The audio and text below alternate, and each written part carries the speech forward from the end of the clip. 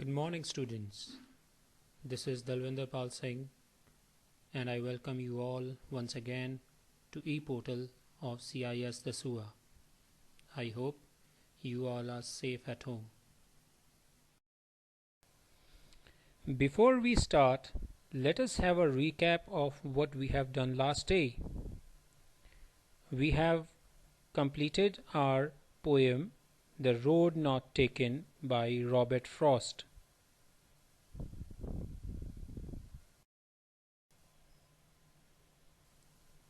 Last day I told you that whenever you read a poem, there are four main components associated with it. The first is facts, the second is explanation, the third is literary analysis, and the fourth one is understanding. Out of these four, we have completed two of the components in the last lesson, and we will cover rest of the two in today's lesson. Then we watched biography of the legendary poet Robert Frost. Let us have glimpses of that once again.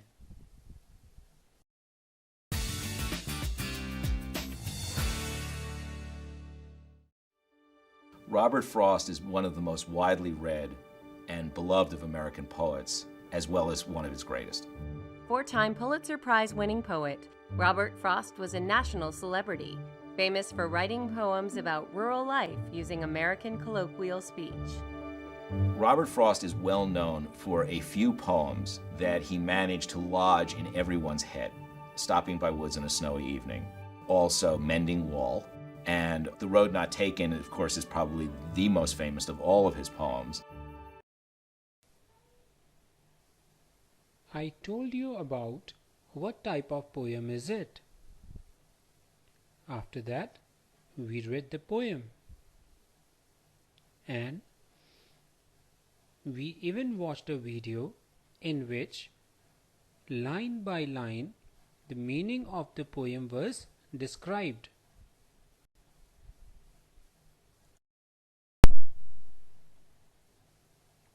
And then, in the segment Work to Do, I asked you to do two works. The first one was to write down the difficult words and their meanings in your notebook. And then I gave you some of the questions to answer.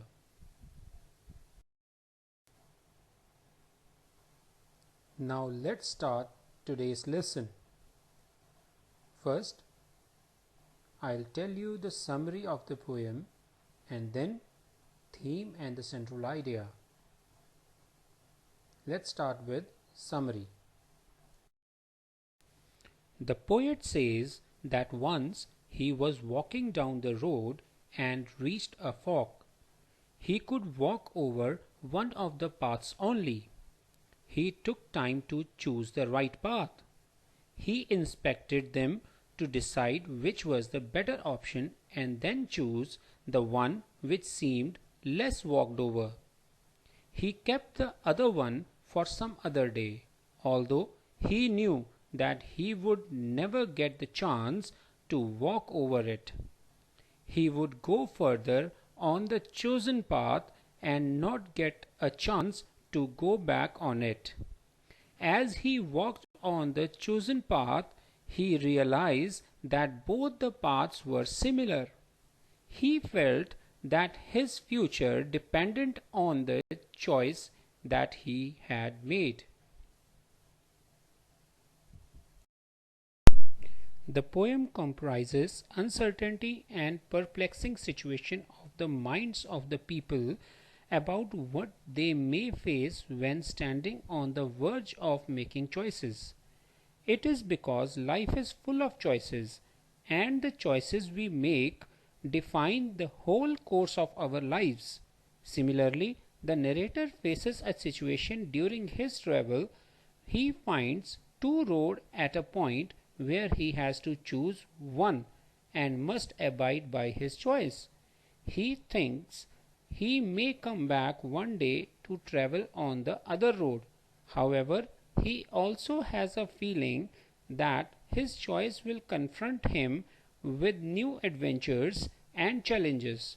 Though there is some regret over his choice, he realizes that the things he has encountered and places he has visited because of this path have made all the differences in his life. Now let's move to our next segment, that is poetic devices. Before we can start with, let me ask you a question. Do you know what are poetic devices? If no, let me give you a small introduction of this first. Poetic devices are tools that a poem can use to create rhythm, enhance a poet's meaning, or intensify a mood or feeling. Now, which all poetic devices are used in this particular poem? Let us start with, I have taken two of the poetic devices which compares two different things in the poem. The first one is metaphor and the second is simile. Both of these poetic devices compares two of the objects or things. Then what is the difference between both? In simile, the comparison is made by using words such as like or as, whereas the same comparison is done whenever the same comparison is done without using word like and as, that is called metaphor. In this poem, if I want to see where the metaphor was used, then I would say like road, fork in the road, and yellow woods. These are the words which have been which are used as metaphor in this poem. Now, road in the poem is metaphor of life, while fork on the road means the choices that we have in our life. Got it? Now moving out to the second one, that is simile. Now find out in the second stanza there is a word as, just as, fair.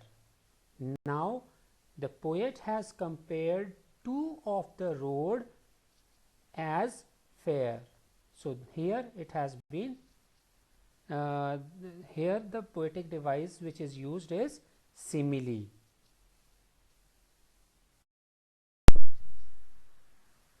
The next poetic device is imagery. Imagery is used to make the readers feel things through their five senses. The poet has used images of the scene of sights such as leaves, yellow woods, and these images help readers to actually perceive things they are reading. The image of the road helps readers to visualize the road, providing a navigation route to the traveler.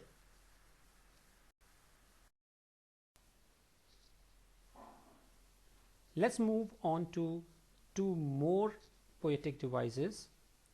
These poetic devices are used when we are talking about repetition of certain sound in a quick succession. If the sound which is repeated is a vowel, then we call it assonance. And when a consonant sound is repeated, then it is called consonants. Now let's take an example of assonance first of all. Somewhere ages and ages hence. Now check this out. Ages a and a, ages a. So a sound, that is a, ages sound age sound is repeated in 3 of the words, right? So that's why this is an example of assonance. Moving on to consonants. Consonants is repetition of consonant sound. What are consonants? B, C, D. So these are the words which are consonants. Let's take an example of this. Though, as far as, the passing there. Now what is repeated here? TH, TH, TH. These words are repeated. T is repeated here. So this is an example of consonants.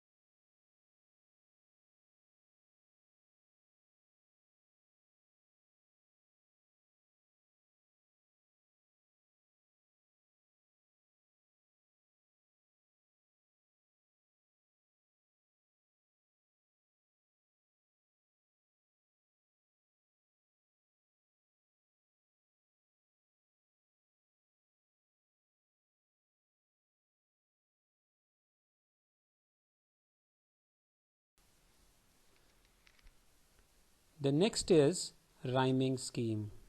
I hope you would have heard about this particular word, rhyming scheme. Let us understand how to find out rhyming scheme of a particular stanza. Can you read out the words which I have bold and which I have colored?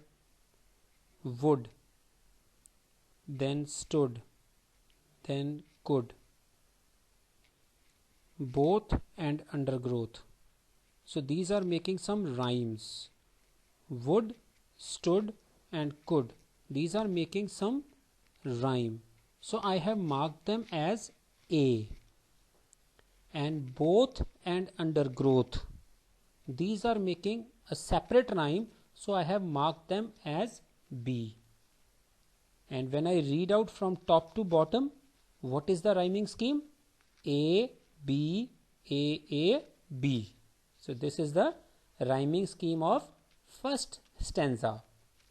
In the same way, you can find out the rhyming scheme of other stanzas.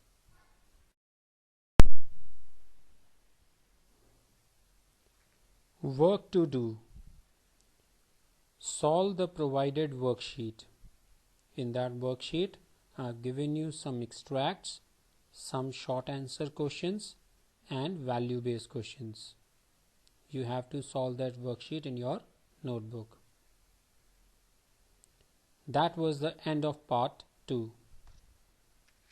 Thank you and have a safe and great day.